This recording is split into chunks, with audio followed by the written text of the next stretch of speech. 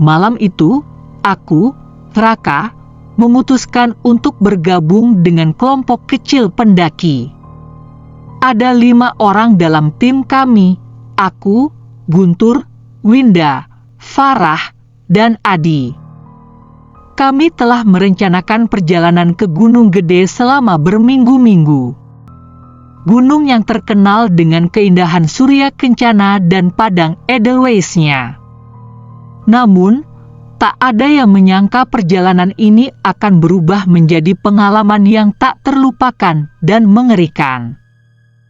Kami memulai pendakian dari jalur Cibodas pada pagi hari.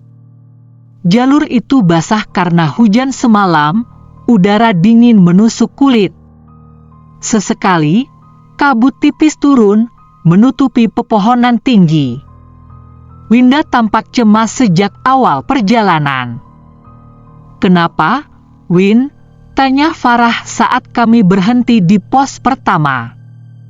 "Nggak apa-apa, cuma mimpi aneh tadi malam," jawab Winda sambil tersenyum tipis. Namun, aku tahu ada yang ia sembunyikan. Setelah istirahat singkat, kami melanjutkan perjalanan. Jalur makin menanjak, dan hutan semakin rapat. Langit mendung, meski belum menunjukkan tanda-tanda hujan. Di tengah perjalanan, aku merasa ada sesuatu yang aneh. Seperti ada mata yang mengawasi dari dalam kegelapan hutan. "Raka, lo kenapa?" tanya Guntur yang berjalan di belakangku. "Nggak apa-apa," jawabku, mencoba mengabaikan perasaan itu. Tiba-tiba, Winda berhenti mendadak. Wajahnya pucat. "Ada apa lagi, Win?" tanya Adi, terdengar sedikit kesal. Dia hanya menunjuk ke depan. Kami semua mengikuti arah pandangannya. Di tengah jalur, ada tumpukan batu kecil yang disusun seperti sebuah simbol. "Kayaknya orang iseng," kata Adi sambil menendang salah satu batu. "Adi," seru Winda panik. "Jangan sembarangan. Itu bisa jadi tanda." Winda terdiam, seperti takut melanjutkan ucapannya. Adi hanya terkekeh dan melanjutkan langkah. Tapi sejak saat itu, suasana berubah. Jalur yang awalnya ramai suara burung dan serangga tiba-tiba sunyi. Bahkan suara langkah kaki kami terdengar bergema. Ketika sampai di pos air panas, kami memutuskan untuk beristirahat sejenak. Kabut mulai turun lebih tebal, dan bau belerang semakin menusuk. Aku duduk di dekat Guntur sambil menyesap air minum, tapi mataku tertuju ke arah hutan di seberang jalur. Ada sesuatu yang bergerak di sana. "Lo lihat itu nggak?" bisikku ke Guntur. "Apa?" tanyanya balik. "Kayaknya ada orang atau sesuatu," jawabku ragu. Guntur memicingkan mata, mencoba melihat ke arah yang kumaksud. Tapi saat itu kabut semakin pekat, dan sosok itu menghilang. Aku merasa tubuhku merinding. Malam itu, kami mendirikan tenda di sebuah area dekat lembah Surya Kencana. Farah sibuk memasak mie instan, sementara Adi dan Guntur bercanda soal pendakian kami. Tapi Winda hanya diam, pandangannya kosong ke arah lembah yang gelap. "Aku nggak mau ke sana," katanya tiba-tiba. "Kemana?" tanya Farah. "Lembah itu aku mimpi tadi malam. Aku lihat kita semua ada di sana, tapi nggak bisa keluar," jawab Winda dengan suara bergetar. Kami semua terdiam. Suasana yang awalnya hangat berubah mencekam. Angin dingin tiba-tiba berembus, membuat tenda kami bergoyang pelan. Di tengah malam, aku terbangun oleh suara langkah kaki di luar tenda. Aku berpikir itu mungkin Adi atau Guntur. Tapi saat aku membuka resleting tenda, aku tidak melihat siapapun. Yang ada hanyalah kabut tebal dan bayangan hitam berdiri di kejauhan, diam, tidak bergerak.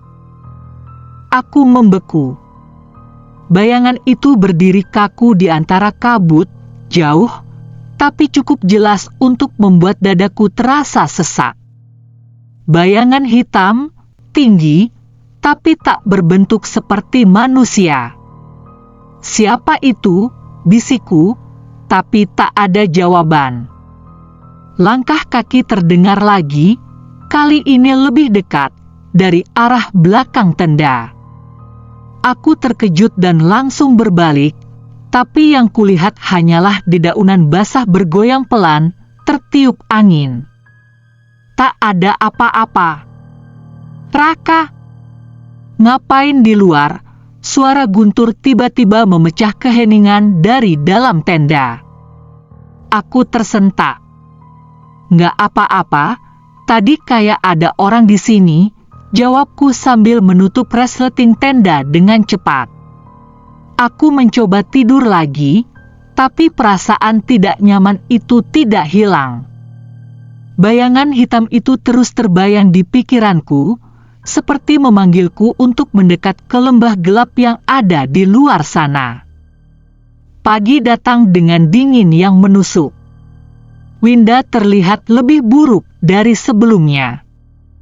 Wajahnya pucat, matanya sembab, dan ia terus memegang sebuah jimat kecil berbentuk segitiga. "Kamu kenapa, Win?" tanya Farah sambil memberinya teh hangat. "Aku dengar suara tadi malam," bisik Winda pelan, matanya tak beranjak dari arah lembah. Suara perempuan menangis, tapi jauh. Lama-lama makin dekat. Aku dan Guntur saling pandang. Kami tidak mendengar suara itu, tapi aku tahu Winda tidak mungkin berbohong. "Kamu mimpi kali," kata Adi, mencoba meremehkan. Tapi dari nada suaranya, aku tahu dia juga mulai merasa tidak nyaman. Kami berkemas dan melanjutkan perjalanan. Jalur menuju lembah Surya Kencana semakin menantang. Hutan yang semula hijau kini berubah lebih gelap, dengan pepohonan besar yang menjulang dan akar-akar pohon menjebak langkah kami. Sesampainya di lembah, pemandangan padang Edelweiss yang indah menyambut kami. Tapi anehnya, aku merasa lembah itu tidak seperti yang biasa kulihat di foto-foto. Ada sesuatu yang terasa salah, seperti ada kabut tak kasat mata yang membuat tempat itu terlihat lebih suram. "Kalian lihat itu?" tanya Farah tiba-tiba. Ia menunjuk sebuah gundukan batu di tengah lembah. Kami semua memandang ke arah yang sama. Gundukan itu besar, seperti susunan batu-batu, tapi bentuknya terlalu rapi, hampir menyerupai sebuah makam. "Apa mungkin itu tempat orang buang sesajen?" tanya Guntur. "Udah, gak usah mikirin yang aneh-aneh," potong Adi. "Kita foto-foto aja, terus makan siang." Saat kami mulai berfoto, Winda tiba-tiba berdiri menjauh. Ia memandang ke arah lembah yang lebih dalam. "Winda, kamu ngapain?" tanya Farah. Winda tidak menjawab. Ia berjalan perlahan menuju gundukan batu itu. Aku dan Guntur langsung mengejarnya. "Win, jangan jauh-jauh," seruku. Tapi ia tetap berjalan, seolah tidak mendengar kami. Saat aku berhasil menyentuh lengannya, Winda berhenti. Tubuhnya gemetar, dan ia menunjuk ke arah gundukan batu. "Ada orang," bisiknya. Aku menoleh ke arah yang ia tunjuk. Awalnya aku tidak melihat apa-apa, hanya tumpukan batu. Tapi kemudian, aku melihatnya. Sosok perempuan berdiri di sisi lain gundukan itu, berpakaian lusuh dengan rambut panjang yang menutupi wajahnya. Aku terkejut, dan sebelum sempat berkata apa-apa, sosok itu berbalik dan melangkah masuk ke kabut. "Raka, ada apa?" tanya Guntur yang tiba-tiba berdiri di sampingku. "Sosok perempuan, dia ada di sana tadi," jawabku terbata. Guntur memandang ke arah yang kutunjuk, tapi ia tidak melihat apa-apa. Winda tiba-tiba berteriak, "Jangan ikuti dia," suaranya penuh ketakutan. Suasana semakin mencekam. Kami memutuskan untuk segera meninggalkan lembah itu dan mencari tempat yang lebih aman untuk beristirahat. Tapi sebelum kami pergi, aku melihat sesuatu di atas gundukan batu itu. Sebuah bunga edelweiss tergeletak, dengan kelopak basah merah seperti darah. Saat kami kembali berjalan, aku merasa langkah kami semakin berat, seperti ada sesuatu yang mengikuti dari belakang. Setiap kali aku menoleh, aku hanya melihat kabut. Tapi aku tahu sesuatu sedang mengawasi kami. Kami berjalan perlahan meninggalkan lembah. Kabut semakin tebal, menyelimuti jalur pendakian yang licin. Angin dingin berembus, membawa aroma tanah basah dan sesuatu yang aneh, seperti bau kembang yang hampir busuk. Winda berjalan di tengah, ditemani Farah. Ia tampak gemetar, menggenggam erat jimat kecilnya. Sementara itu, Adi dan Guntur berjalan di depan, mencoba bersikap biasa meskipun suasana semakin ganjil. Aku sendiri berada di belakang, memastikan tak ada yang tertinggal.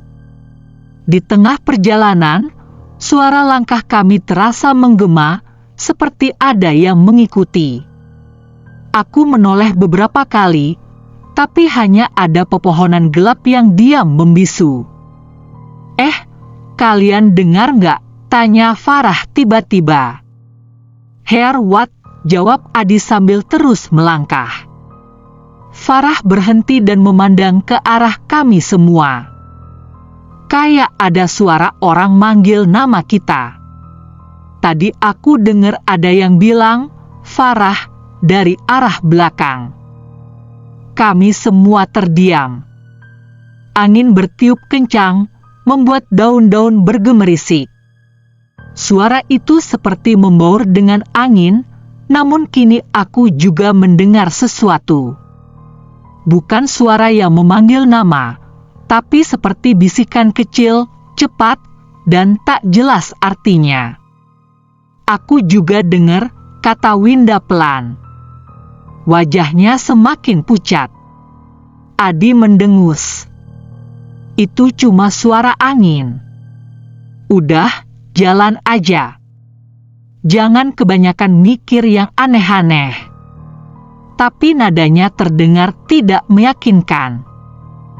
Kami melanjutkan perjalanan, tapi suara-suara itu semakin jelas. Kadang seperti tawa kecil, kadang seperti tangisan samar. Aku merasa bulu kuduku berdiri setiap kali suara itu terdengar, seolah-olah ada sesuatu yang mendekat. Di satu tikungan tajam, kami terkejut oleh suara keras dari dalam kabut, suara ranting patah. "Siapa itu?" seru Guntur, suaranya memantul di tengah heningnya hutan. Tak ada jawaban. Tapi langkah kaki terdengar jelas, berat dan menyeret. Kami semua terdiam, mencoba mencari sumber suara itu. Kemudian, dari balik kabut, muncul sesuatu. Seorang pria tua dengan wajah penuh keriput berjalan perlahan mendekat. Pakaiannya lusuh, seperti sudah lama berkeliaran di hutan. Di tangannya ada sebuah tongkat kayu besar. "Loh, ada bapak-bapak," bisik Farah, mencoba mengusir ketegangan. "Pak, sendirian?" tanya Guntur. Pria itu berhenti beberapa langkah di depan kami. Ia memandang kami dengan mata cekung yang seperti menembus jiwa. Tanpa menjawab pertanyaan Guntur, ia hanya berkata, "Kalian gak seharusnya ada di sini." Kata-katanya membuat kami semua terdiam. "Kenapa, Pak?" tanyaku, mencoba tetap tenang. Pria itu hanya menggeleng, kemudian melanjutkan langkahnya ke arah berlawanan. Tapi yang membuat bulu kuduku berdiri adalah suaranya yang tetap bergema, meski tubuhnya sudah jauh di depan. "Lembah ini bukan untuk manusia."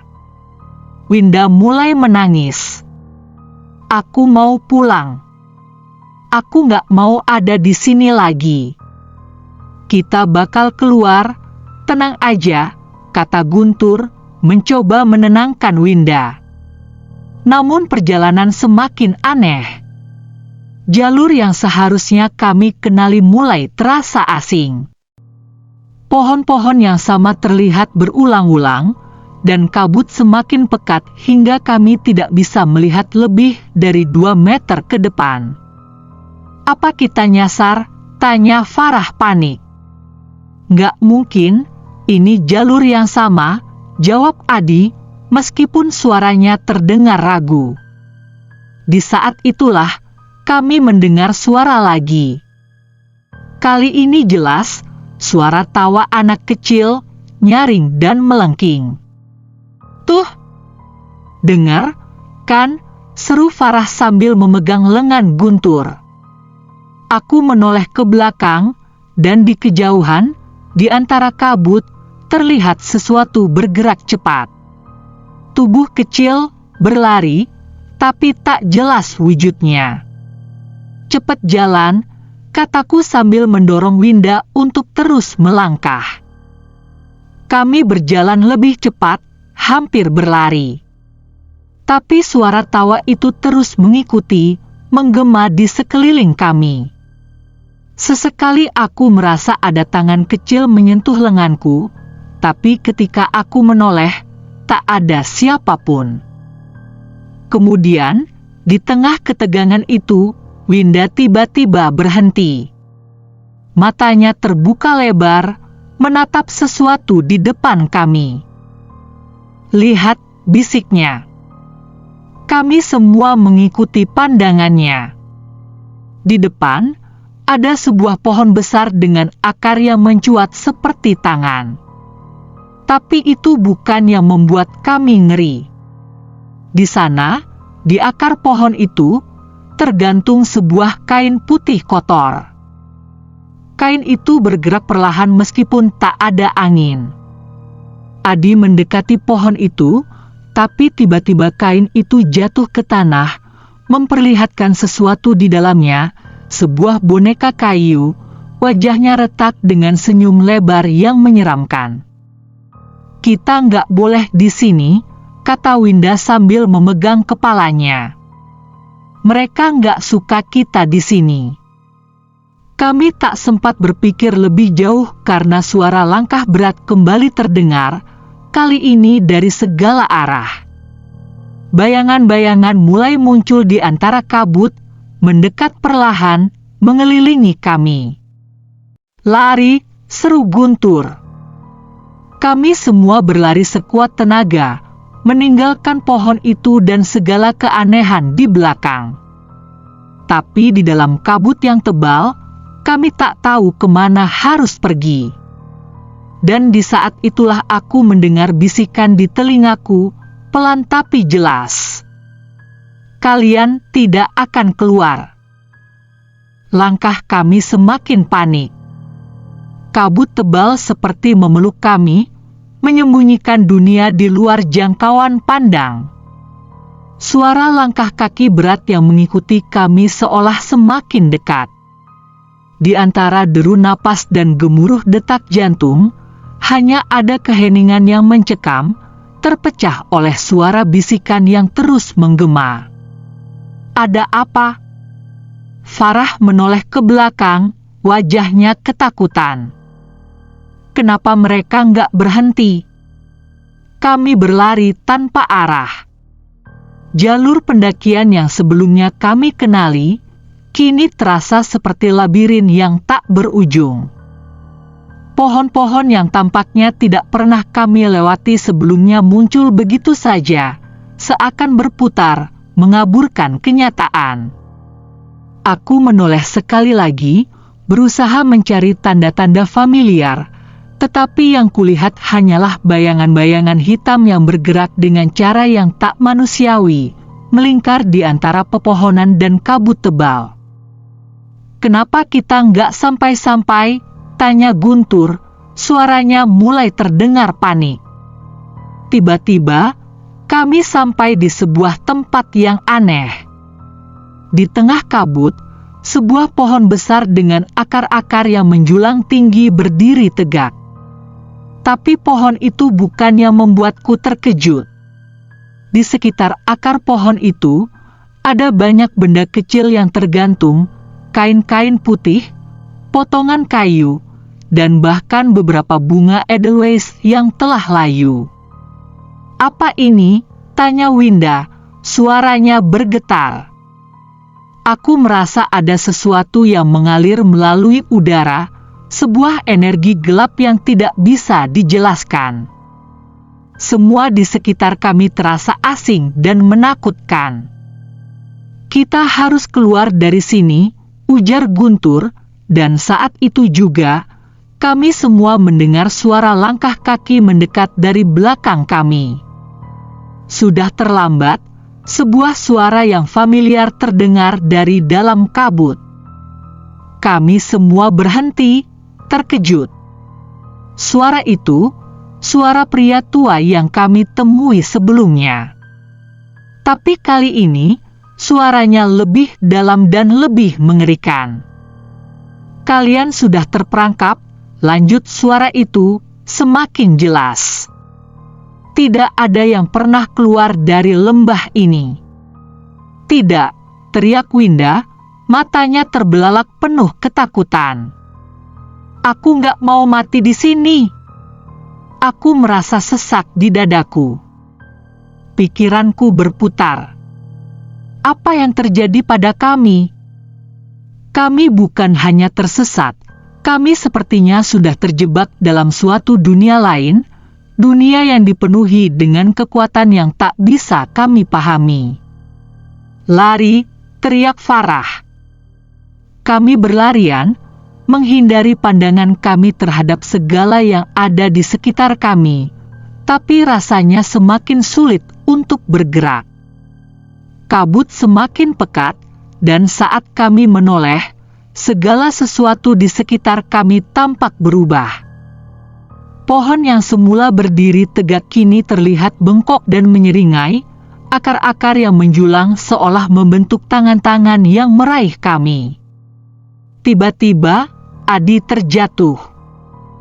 Kami bergegas menghampirinya, namun dia sudah tergelincir ke dalam sebuah jurang kecil yang tersembunyi oleh kabut. Kami menariknya, tapi tubuh Adi terasa kaku, seolah ada kekuatan lain yang menariknya ke bawah. "Apa yang terjadi?" teriak Farah, menangis. "Apa yang menarik dia?" Di bawah kabut, aku melihat sesuatu yang mengerikan. Ada tangan hitam besar yang muncul dari dalam tanah, meraih tubuh Adi dengan cepat. Kami berusaha menariknya, tapi tidak bisa. Semuanya terjadi begitu cepat, dan dalam hitungan detik, Adi sudah lenyap ditarik ke dalam kegelapan tanah yang terbuka. "Adi!" teriak Guntur, suaranya penuh dengan kekosongan. Kami mundur, ketakutan. tak ada satupun dari kami yang berani melangkah maju. Dalam keheningan yang mencekam, suara tawa kecil terdengar lagi, lebih keras dan lebih nyaring. "Ada apa?" Winda berteriak. "Apa itu?" Kami berlari lebih cepat, melompati akar-akar dan batu-batu yang menghalangi jalan. Tapi suara tawa itu terus mengikuti kami. Akhirnya, kami sampai di sebuah tempat terbuka. Sebuah jurang besar yang tampaknya tanpa dasar, dikelilingi oleh kabut tebal. Kami berdiri di tepi jurang itu, terengah-engah. Tapi di sana, di sisi lain jurang, ada sesuatu yang bergerak. Sosok yang lebih tinggi dari manusia, dengan mata merah menyala, berdiri di antara kabut. "Kita nggak bisa lari lagi," kata Guntur dengan suara yang serak. "Kita nggak akan keluar dari sini." Ketika aku menoleh ke belakang, aku melihat sesuatu yang sangat mengerikan. Semua bayangan yang sebelumnya kami lihat, semua sosok yang mengejar kami, muncul di depan kami. Mereka bergerak pelan, mengelilingi kami. Sosok-sosok itu tidak seperti manusia, mereka lebih seperti makhluk yang terbuat dari bayangan. Tubuh mereka kabur, tapi matanya bersinar merah, menatap kami dengan penuh kebencian. "Kalian sudah menjadi bagian dari kami." Suara yang dalam dan berat itu datang dari sosok yang lebih besar di depan kami. Kami tak bisa berbuat apa-apa. Rasa takut yang luar biasa menguasai tubuh kami. Tak ada jalan keluar. Kami terperangkap di sini, di dalam lembah yang tak pernah bisa kami tinggalkan. Lalu, di tengah kegelapan, suara itu terdengar lagi, kali ini lebih jelas. "Selamat datang di lembah larangan." Kami berdiri di tepi jurang, dikelilingi oleh bayangan-bayangan yang mengerikan. Setiap gerakan mereka membuat udara terasa semakin berat. Mataku terasa pedih, dan aku sulit bernapas. Suara tawa itu kembali terdengar, kali ini mengerikan dan penuh dengan rasa jijik. Mereka tidak berbicara, hanya memandang kami dengan tatapan yang penuh kebencian. "Kita enggak bisa keluar, kan?" Suara Guntur terdengar lirih. Tidak ada jawaban. Hanya angin yang berhembus pelan, dan kabut yang semakin pekat. Winda menggenggam erat jimat kecil yang kini sudah tampak robek, tetapi itu tak memberi pengaruh apa-apa. "Kalian tidak akan pergi kemana-mana," suara besar itu kembali terdengar, datang dari sosok yang lebih tinggi di hadapan kami. Wajahnya kabur, seperti tercipta dari bayangan kabut itu sendiri. "Kami adalah penghuni lembah ini.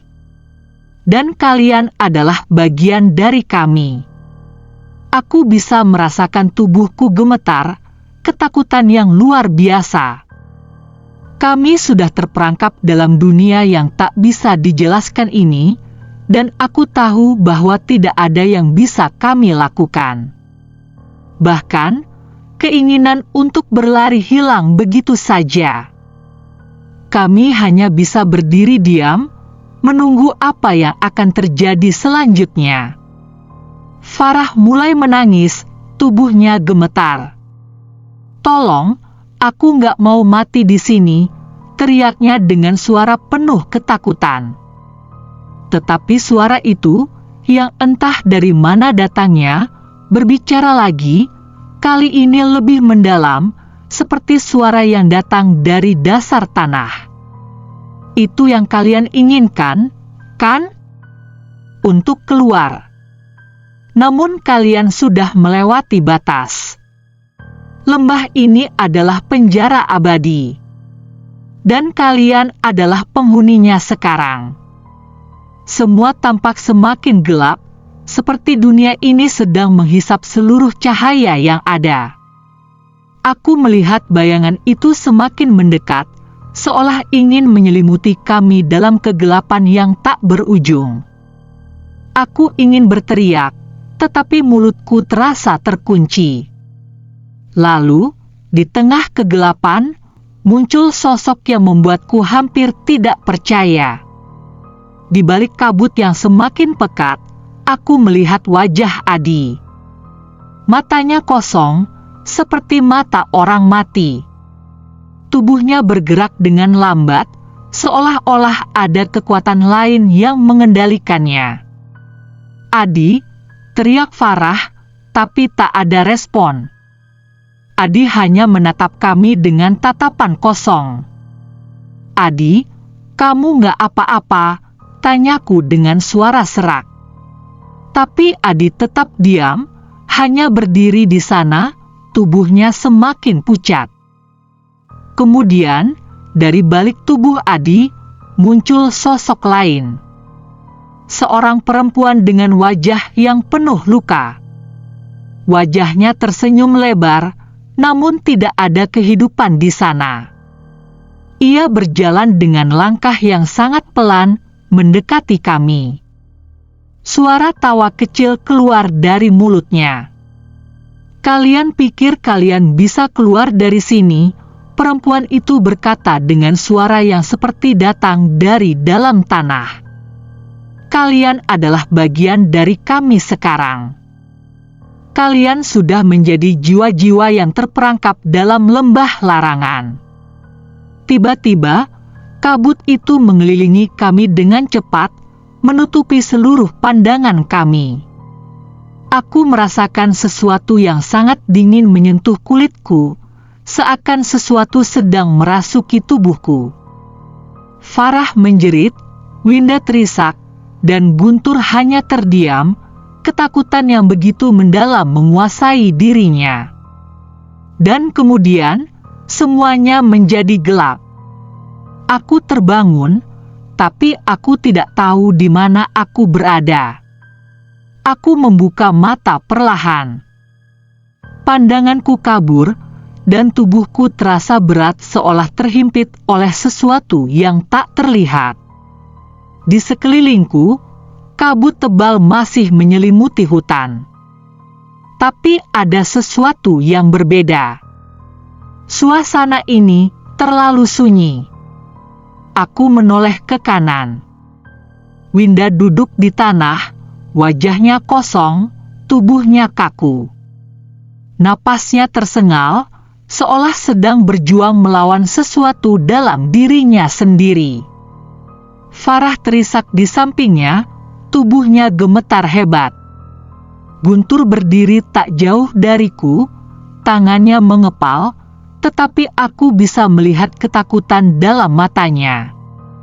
"Adi, dia sudah tidak ada." Bayangan hitam di sekeliling kami semakin mendekat. Mata mereka bersinar merah dalam kegelapan. Suara bisikan-bisikan aneh memenuhi udara, membuat kepalaku berdenyut. "Kita nggak bisa lari lagi," bisik Winda dengan suara serak. "Kita akan mati di sini." Aku menatapnya dengan perasaan campur aduk. "Tidak, aku tidak mau mati. Kami tidak boleh mati di sini. Ada sesuatu yang bisa kami lakukan, tapi apa?"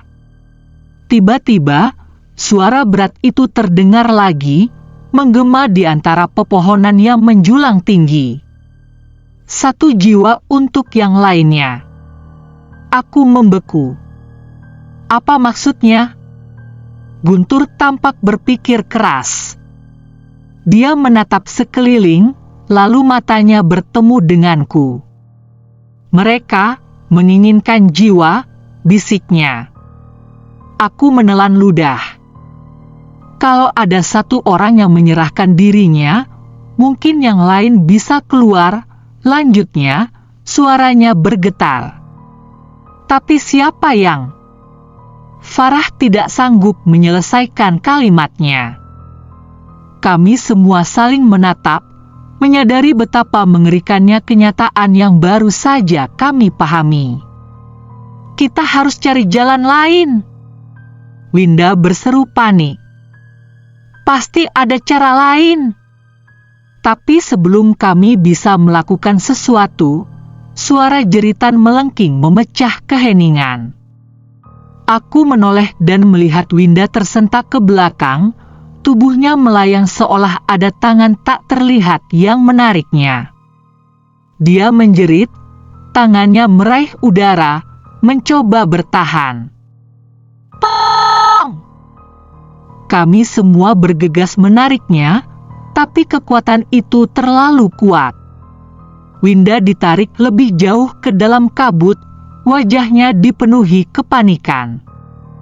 Aku menggenggam tangannya sekuat tenaga, tapi aku bisa merasakan dia semakin jauh. Dan saat itulah aku membuat keputusan. Aku menatap wajah teman-temanku. Winda yang menangis ketakutan, Farah yang tidak bisa berhenti gemetar, dan Guntur yang mencoba berpikir meskipun wajahnya penuh keputusasaan. Mereka harus keluar dari sini. Aku menarik napas dalam-dalam, lalu membiarkan genggamanku pada tangan Winda terlepas. Maafkan aku. Aku melangkah maju, mendekati kegelapan yang mengintai di depan kami. Aku akan tinggal. Seketika, semuanya menjadi hening. Angin berhenti berhembus. Kabut di sekitar kami tampak berputar perlahan. Suara bisikan yang tadi begitu nyaring, tiba-tiba mereda. Aku bisa merasakan sesuatu mendekatiku. Bayangan-bayangan itu kini tidak lagi menyerang, melainkan menunggu. Mereka menerima pengorbananku. Farah menjerit. Tidak! Arya, jangan! Aku tersenyum kecil, meskipun dadaku terasa berat. Keluar dari sini. Jangan lihat ke belakang, bisikku. Guntur menggeleng, matanya merah. Kita bisa cari cara lain. Jangan lakukan ini. Tapi aku tahu, ini satu-satunya jalan. Kabut mulai menyelimuti tubuhku. Aku bisa merasakan sesuatu yang dingin merayap ke kulitku, tapi anehnya, aku tidak lagi merasa takut. Aku melihat teman-temanku satu persatu. Winda, Farah, Guntur. Aku ingin mereka hidup. Aku ingin mereka keluar dari tempat ini. Aku tersenyum untuk terakhir kalinya. Lari. Dan sebelum mereka sempat menarikku kembali, kabut menelanku sepenuhnya. Suara-suara itu perlahan menghilang. Aku tidak tahu berapa lama waktu berlalu.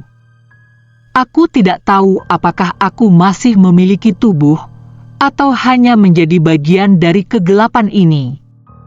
Aku tidak merasa sakit. Aku tidak merasa takut. Aku hanya ada. Lalu, samar-samar, aku mendengar suara seseorang memanggil namaku. Arya. Aku ingin menjawab, tapi suaraku tak bisa keluar. Aku ingin melihat mereka sekali lagi, tapi mataku tidak bisa terbuka.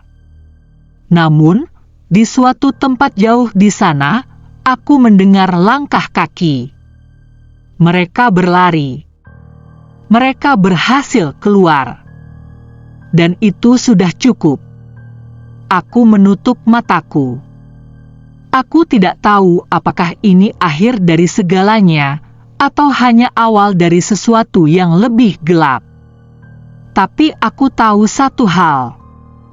Aku sudah membuat pilihan. Dan aku tidak menyesalinya.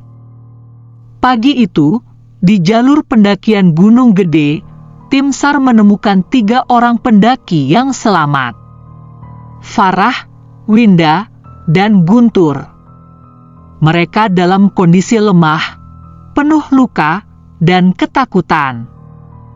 Ketika ditanya, mereka hanya berkata satu hal sebelum akhirnya pingsan. Arya, dia mengorbankan dirinya.